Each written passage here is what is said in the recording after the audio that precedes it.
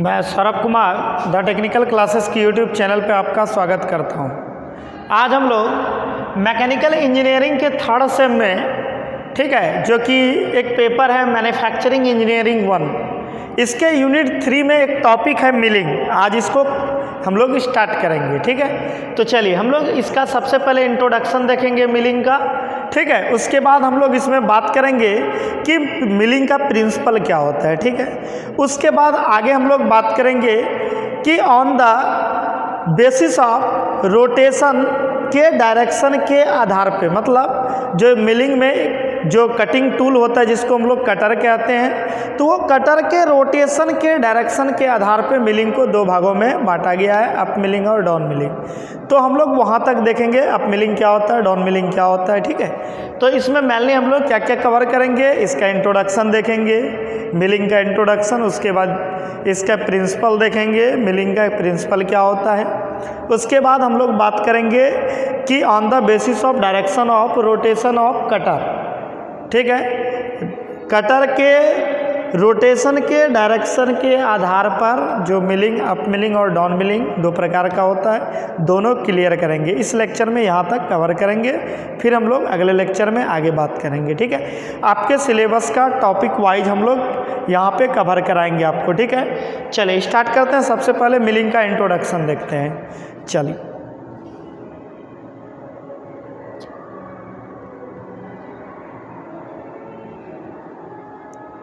तो सबसे पहले देखिए इंट्रोडक्शन में पहला लाइन कह रहा है कि milling is basically a machining process. फिर से देखते हैं, milling is basically a machining process in which removal of metal from the workpiece takes place by the help of multi point cutting tool. तो देखिए यहाँ जो मल्टी पॉइंट कटिंग टूल होता है, इसके द्वारा वर्कपीस से मेटल को हम लोग रिमूव करते हैं, ठीक है। किसमें? मिलिंग में। तो यह एक प्रोसेस होता है जिसमें मल्टी पॉइंट कटिंग टूल के द्वारा मटेरियल को रिमूव किया जाता है वर्कपीस से। कोई दिक्कत? चलिए तो फिर से कि मिलिंग एक ऐसा प्रोसेस होता है जिसमें मल्टी कटिंग पॉइंट जो होता है, इसमें जो कटिंग टूल होता है वो मल्टी कटिंग पॉइंट होता है। उसमें हम लोग देखेंगे कटर को, वहाँ भी देखेंगे हम लोग अच्छे से। तो इसमें जो कटिंग पॉइंट होता है बहुत ज़्यादा होता है, इसलिए इसको मल्टी पॉइंट कटिंग टूल भी कहते हैं। कोई दिक्कत? तो चलिए पहला लाइन कह रहा था कि मिलिंग एक ऐसा प्रोसेस होता है जिसमें मल्टी पॉइंट कटिंग टूल से, ठीक है, मटेरियल को रिमूव किया जाता है। कहाँ से? वर्कपीस से। कोई दिक्कत? चलिए अगला लाइन हम लोग देखते हैं। अगला लाइन कह रहा है कि milling is one of the most important machining operation. फिर से देखिए कह रहा है कि milling is one of the most important machining operation. जो मिलिंग एक बहुत महत्वपूर्ण ऑपरेशन होता है, बहुत महत्वपूर्ण कह सकते हैं प्रोसेस होता है, जिसमें in which we work piece is feed, जिसमें हम लोग क्या करते हैं कि वर्क पीस पे फीड देते हैं, ठीक है। वर्क पीस पे फीड देते हैं मतलब वर्क पीस पे फोर्स लगाते हैं हम लोग। तो फीड क्या होता है? एक प्रकार का फोर्स होता है, ठीक है। तो वर्कपीस पे हम लोग क्या करते हैं? फीड लगाते हैं। हम लोग देखेंगे फीड भी 3 प्रकार से मिलिंग में हम लोग फीड देते हैं। पहला लॉन्गिट्यूडनल, उसके बाद क्या वर्टिकल, और तीसरा क्रॉस सेक्शनल। तो तीनों फीड को हम लोग देखेंगे, टेंशन नहीं लेना है। तो अभी ये समझना है फीड एक प्रकार का फोर्स होता है, ठीक है। तो चलिए यहाँ पे दूसरा कह रहा है कि milling is one of the most important machining operation in which the work piece is feed. Work piece को फीड दिया जाता है against a rotating cylindrical tool. जो रोटेटिंग सिलिंड्रिकल टूल होता है, जो कटर होता है, उसके अगेंस्ट हम लोग क्या करते हैं? फीड देते हैं। फीड किस में देते हैं? वर्कपीस में देते हैं। यहाँ पे ध्यान रखना है आपको, फीड कहाँ देते हैं हम लोग? फीड कहाँ लगाते हैं? वर्कपीस में। अब मल्टी पॉइंट कटिंग टूल क्या होता है? रोटेट करता है अपने एक्सिस पे, ठीक है। और वो मल्टी पॉइंट कटिंग टूल जिससे अटैच रहता है उसको क्या कहते हैं हम लोग? स्पेंडल कहते हैं। कोई दिक्कत? आगे हम लोग प्रत्येक टॉपिक को यहाँ एनिमेशन वीडियो के साथ दिखाएंगे आपको, ठीक है, कि किस प्रकार से ये ऑपरेशन होता है। चल तो फिर से इस लाइन को देखते हैं। Milling is one of the most important machining operation in which the work piece is feed against a rotating cylindrical tool. कोई दिक्कत? The cylindrical tool consist of multi point cutting edge, और वह जो cylindrical tool होता है multi point cutting as को रखता है, ठीक है। वो क्या करता है, मल्टी पॉइंट कटिंग एज को रखता है। कौन, कटिंग टूल, जिसको कटर कहते हैं मिलिंग के केस में। तो हम लोग देखेंगे टूल को भी। चलिए आगे कह रहा है therefore the tool is known as multi point cutter. अब देखिए इसीलिए मल्टी पॉइंट कटिंग एज होने के कारण, मल्टी पॉइंट कटिंग एज रखने के कारण उस टूल को क्या कहते हैं हम लोग, मल्टी पॉइंट कटर भी कहते हैं। तो मिलिंग मशीन में जो कटर होता है उसमें क्या होता है, मल्टी पॉइंट कटिंग एज होता है, इसीलिए उसको क्या कहते हैं, मल्टी पॉइंट कटर भी कहा जाता है। कोई दिक्कत। चलिए इंट्रोडक्शन के तीसरे पॉइंट को देखेंगे। देखिए तीसरा पॉइंट कह रहा है कि in milling operation plane surface can be obtain, ठीक है। मिलिंग ऑपरेशन में क्या होता है, प्लेन सरफेस ऑब्टेन होता है। हाउएवर कॉम्प्लेक्स स्ट्रक्चर लाइक, जबकि प्लेन सरफेस तो ऑब्टेन होता ही है, लेकिन कॉम्प्लेक्स स्ट्रक्चर जैसे रेक्टेंगुलर कहीं पे आपको स्लॉट काटना है, जैसे मान लीजिए कोई एक वर्कपीस है उसमें हम लोग रेक्टेंगुलर स्लॉट काटेंगे, स्लॉट बनाना रेक्टेंगुलर, तो रेक्टेंगुलर स्लॉट बनाएंगे तो यहाँ पे मिलिंग में आसानी से आप बना सकते हैं। अब देखिए यहाँ पे बनाना, मान लीजिए मेटल का वर्कपीस है, अब रेक्टेंगुलर स्लॉट बनाना, हेक्सॉ से इधर काटेंगे इधर काटेंगे, फिर इसको रिमूव करने के लिए आपको बहुत ज़्यादा मेहनत करना पड़ेगा, फाइल से रिमूव कर करके रेक्टेंगुलर स्लॉट बनाइएगा, लेकिन मिलिंग मशीन से एक साथ आपका रेक्टेंगुलर स्लॉट बन जाएगा। कोई दिक्कत। तो हम लोग यहाँ पे बात करते हैं, क्या रहा है कि milling operation plane surface can be, in milling operation plane surface can be obtain however complex structure like rectangular slot, T slot, ठीक है, also be obtained by adjusting the spindle. Spindle को, स्पेंडल क्या होता है, तो जहाँ पे multi point cutting tool hold करता है ना, जहाँ मल्टी पॉइंट कटिंग टूल जिसको कटर भी कहते हैं, वो कटर जिससे कनेक्ट होता है, ठीक है, उस कटर को जो होल्ड करता है उसी को क्या कहते हैं, स्पेंडल कहते हैं। तो स्पेंडल को एडजस्ट करके हम लोग मिलिंग ऑपरेशन के थ्रू टी स्लॉट, ठीक है, रेक्टेंगुलर स्लॉट या कॉम्प्लेक्स स्ट्रक्चर हम लोग यहाँ से बना सकते हैं। कोई दिक्कत। तो चलिए अगला हम लोग अब बात करेंगे इंट्रोडक्शन में। अगला पॉइंट देखिए क्या कह रहा है।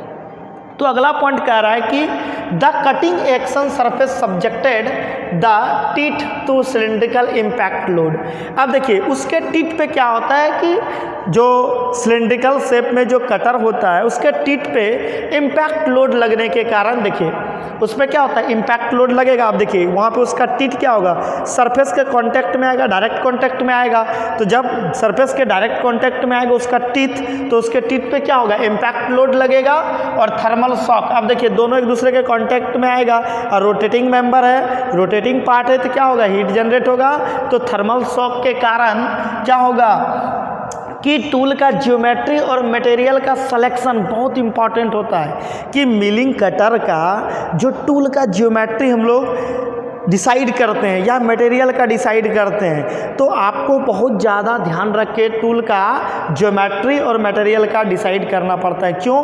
क्योंकि उसके टिप पे क्या होता है, इम्पैक्ट लोड लगता है और थर्मल शॉक के कारण हम लोग कटर का जो ज्योमेट्री हम लोग कंसिडर्ड करते हैं या मटेरियल का सिलेक्शन करते हैं, वह बहुत इम्पॉर्टेंट होता है। दो रीजन से।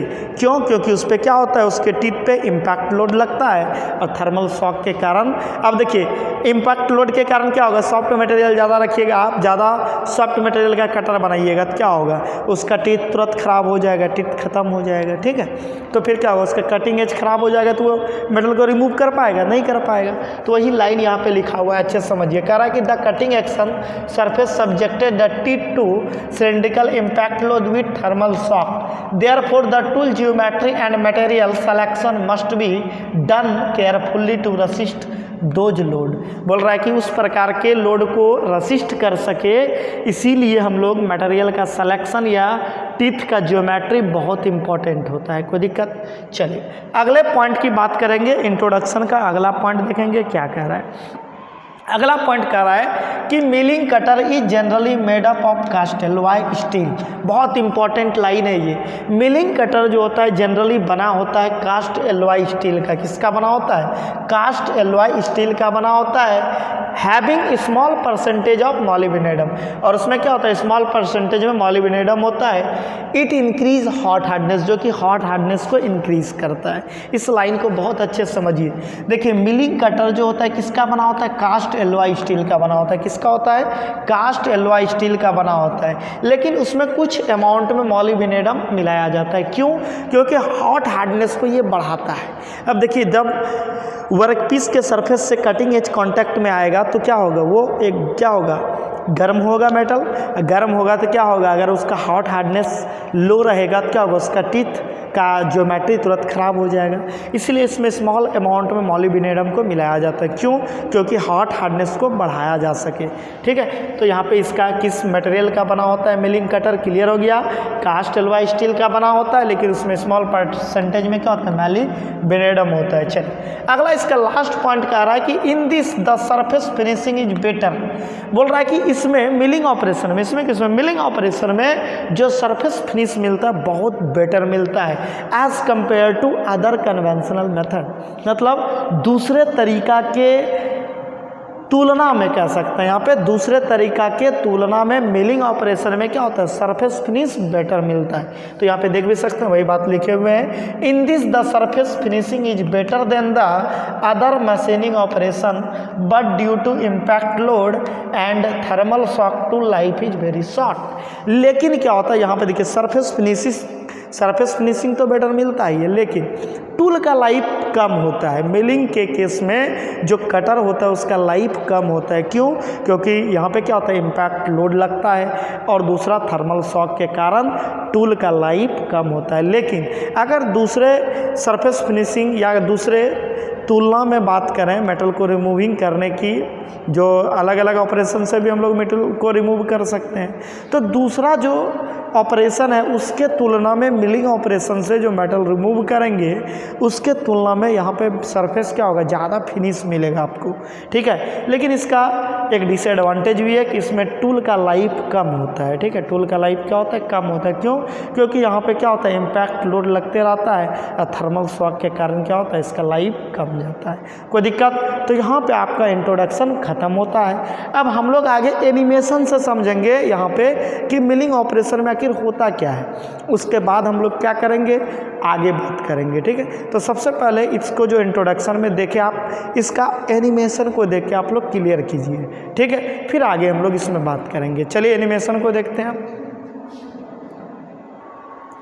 चलिए यहाँ पे आप एनिमेशन के थ्रू मिलिंग ऑपरेशन को समझ सकते हैं। तो देखिए यही कटर है, ये स्पेंडल है जिस पे कटर माउंट है। ठीक है, ये यहाँ पे वर्कपीस को होल्ड किया गया है। ठीक है, आप यहाँ पे देख सकते हैं, एनिमेशन को देख के और क्लियर कीजिए, जो जो बात बोले वो क्लियर है कि नहीं।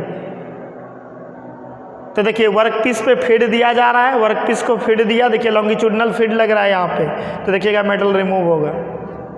ये बेड है जहाँ पे वर्कपीस को कनेक्ट किया गया है, ये आपका फिर बोल रहे थे, ये कटर हो गया, ये स्पेंडल हो गया। अब यहाँ देखिए किस प्रकार मेटल रिमूव हो रहा है, यहाँ पे आप देख सकते हैं। ये वर्कपीस है, ये कटर है, ये स्पेंडल है। देखिए यहाँ पे लिखा भी मिलिंग कटर। ठीक है, वर्कपीस। अब देखिए स्पेंडल रोटेट करेगा तो मेटल रिमूव होगा। देख चुके हैं, अब यहाँ पे मेटल जो रिमूव होता है चिप के फॉर्म में होता है। कोई दिक्कत, तो एनिमेशन से भी कुछ समझ में आपको आया होगा। चलिए आगे बात करेंगे हम लोग इसमें, कि मिलिंग का वर्किंग प्रिंसिपल क्या होता है। देखिए अब बात करेंगे हम लोग आगे, मिलिंग का वर्किंग प्रिंसिपल क्या होता है। अब देखिए मिलिंग मशीन में प्रिंसिपल ऑफ मिलिंग को समझने के लिए हम आपको यहाँ पे 3 को पिक्चर बनाए हुए हैं, आप लोग भी अपने नोटबुक पे इसको नोट कर लीजिएगा।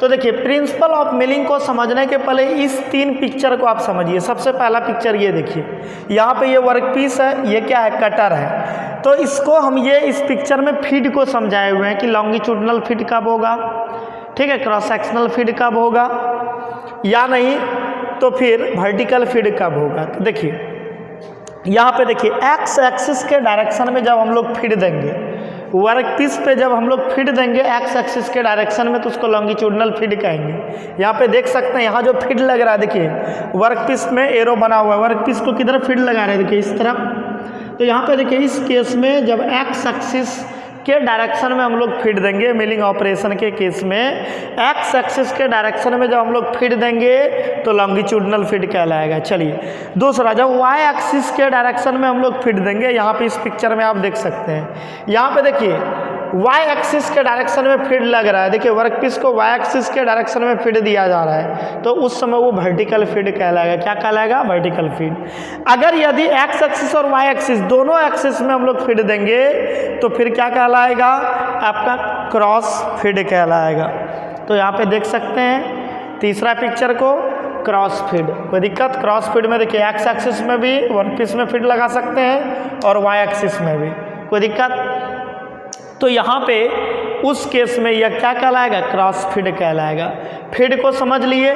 चलिए अब हम लोग step wise principle of milling को समझेंगे। तो चलिए आप लोग पिक्चर को हम फिर से यहाँ पे ला देते हैं, आप लोग नोट कर लीजिए, ठीक है? पिक्चर को नोट कर लीजिए, उसके बाद आगे हम लोग बात करेंगे प्रिंसिपल ऑफ मिलिंग को, ठीक है? मिलिंग का प्रिंसिपल क्या होता है। चलिए आप लोग वीडियो को पॉज करके डायग्राम बना लीजिएगा, ठीक है? चलिए अब हम लोग आगे बात करेंगे प्रिंसिपल ऑफ मिलिंग में स्टेप वाइज। तो देखिए प्रिंसिपल ऑफ मिलिंग में पहला प्रिंसिपल क्या है, तो देखिए the working principle employed in milling. तो मिलिंग में जो वर्किंग प्रिंसिपल एम्प्लॉय होता है, operation is that workpiece is rigidly clamped on the table of a machine and revolving multi teeth, ठीक है, cutter mounted on shaft known as spindle.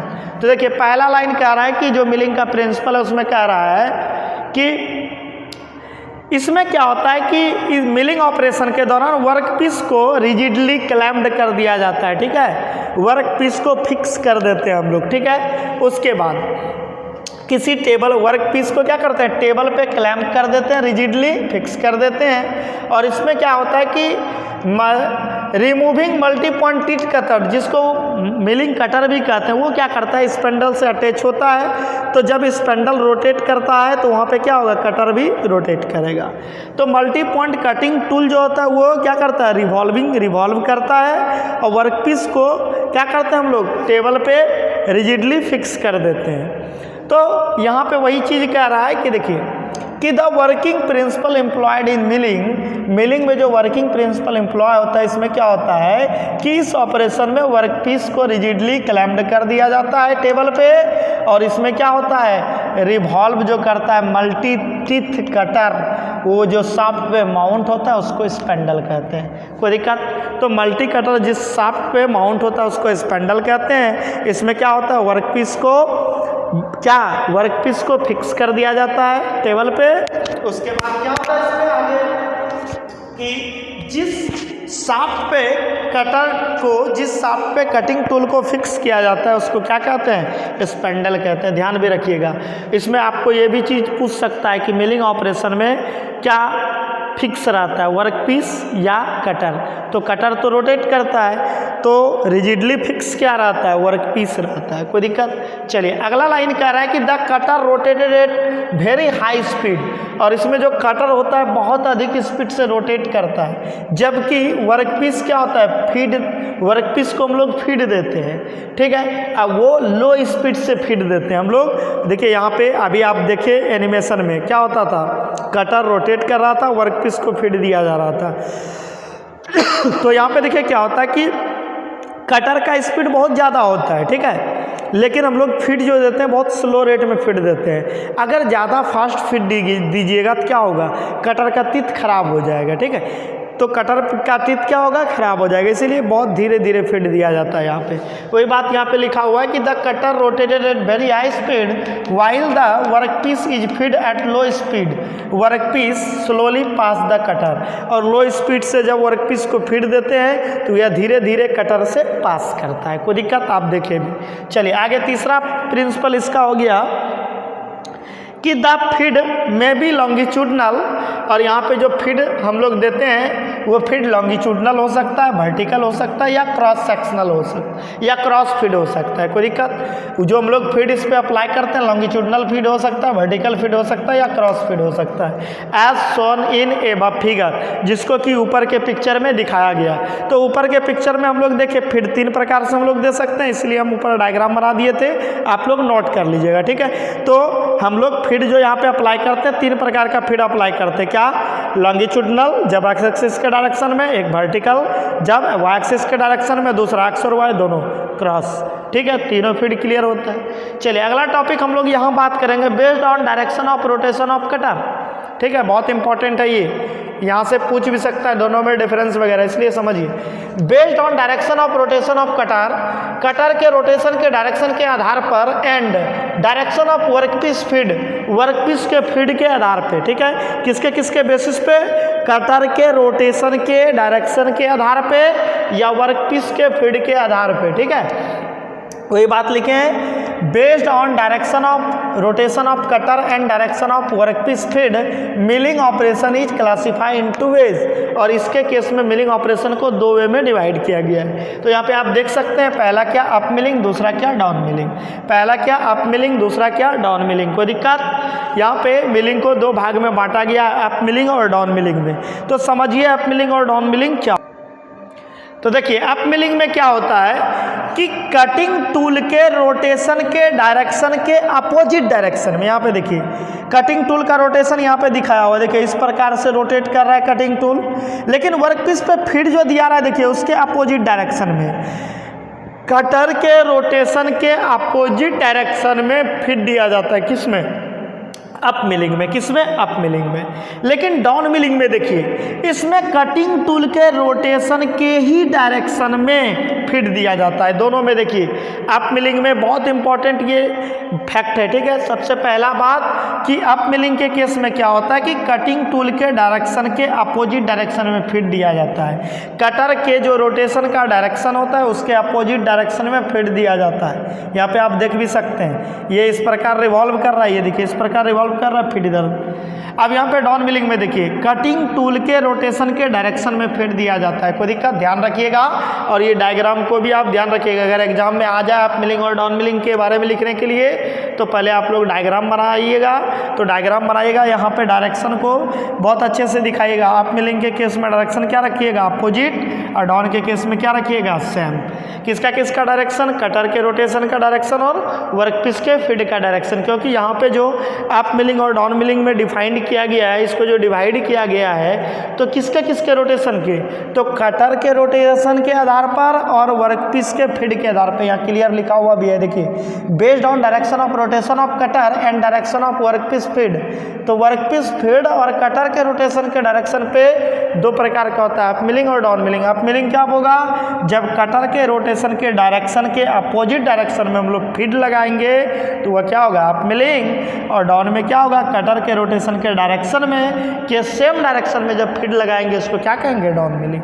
कोई दिक्कत? तो चलिए अब इसका कुछ इंपॉर्टेंट पॉइंट को देखते हैं। तो सबसे पहले लिखे हैं in up milling the rotation of cutter,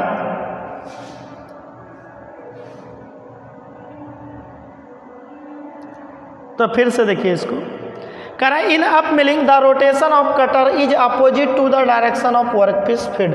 अभी हम लोग देखे भी डायग्राम में, तो अप मिलिंग में क्या होता है? रोटेशन जो होता है कटर के रोटेशन के अपोजिट डायरेक्शन में फीड दिया जाता है। वही बात लिखे हुए हैं in up milling the rotation of cutter is opposite to the direction of workpiece feed.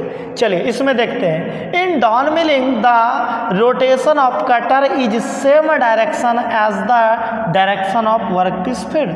और इसमें क्या होता है? कटर के रोटेशन के सेम डायरेक्शन में फीड दिया जाता है। किसमें? डाउन मिलिंग में। अप मिलिंग में क्या होता है? अप मिलिंग में अपोजिट डायरेक्शन में फीड दिया जाता है, कटर के रोटेशन के अपोजिट डायरेक्शन में फीड दिया जाता है। चलिए दूसरे पॉइंट को देखेंगे अप और डाउन के केस में। तो देखिए दूसरा पॉइंट कह रहा है कि इन up milling the cutting force exerted, ठीक है, bye the cutter on the workpiece is direction upward. तो यहाँ पे क्या होता है? अपवर्ड डायरेक्शन में, ठीक है, यहाँ पे जो फोर्स एक्सर्ट होता है, फोर्स जो एक्सर्ट करता है कटिंग तो यहाँ पे फिर से देखिए इस चीज़ को, कटर के द्वारा जो फोर्स लगता है वर्क पीस पे वो क्या लगता है, अपवर्ड डायरेक्शन में, यहाँ पे डाउनवर्ड डायरेक्शन में कटर द्वारा वर्क पीस पे फोर्स लगता है। चलिए फिर से हम डायग्राम में चलते हैं इसको दिखाने के लिए। तो यहाँ पे देखिए डायग्राम को देखिए और क्लियर हो जाएगा। तो देखिए अप मिलिंग में देखिए कटर जो वर्क पीस पे फोर्स लगाता है, देखिए अपवर्ड डायरेक्शन में फोर्स लगाता है। और यहाँ पे देखिए कटर जो वर्क पीस पर फोर्स लगाता है डाउनवर्ड डायरेक्शन में, देखिए जब ये ऐसे रिवॉल्व करेगा तो यहाँ फोर्स किधर लगेगा, फोर्स जो एक्सर्ट करेगा कटर वर्क पीस पे तो वो देखिए यहाँ पे डाउनवर्ड डायरेक्शन में एक्सर्ट करेगा, यहाँ पे देखिए डाउनवर्ड डायरेक्शन में फोर्स लगाएगा। आपके केस में देखिए अप मिलिंग के केस में क्या होगा, अपवर्ड डायरेक्शन में फोर्स लगाएगा। आप यहाँ से समझ सकते हैं, यहाँ देखिए फोर्स जो एक्सर्ट हो रहा है कहाँ हो रहा है, अपवर्ड डायरेक्शन में। यहाँ पे फोर्स जो एक्सर्ट हो रहा है देखिए कहाँ पे, डाउनवर्ड डायरेक्शन में फोर्स एक्सर्ट हो रहा है। कोई दिक्कत, तो यहाँ से भी क्लियर हो गया डायग्राम से दूसरा पॉइंट। चलिए अब तीसरा पॉइंट देखेंगे, दूसरा क्लियर है, फिर से एक बार पढ़ लेते हैं। In up milling the cutting force exerted by the cutter on the work piece is is upward direction. यहाँ पे देखिए in down milling the cutting force exerted by the cutter on the work piece in downward direction. कोई दिक्कत।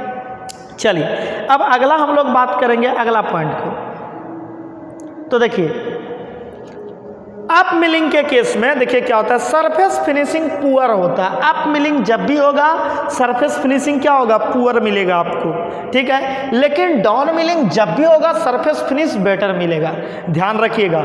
Up milling के case में surface finish poor होता है और डाउन मिलिंग के केस में सरफेस फिनिश बेटर होता है। चलिए दूसरी बात, टूल लाइफ जो होता है बहुत लॉन्ग होता है।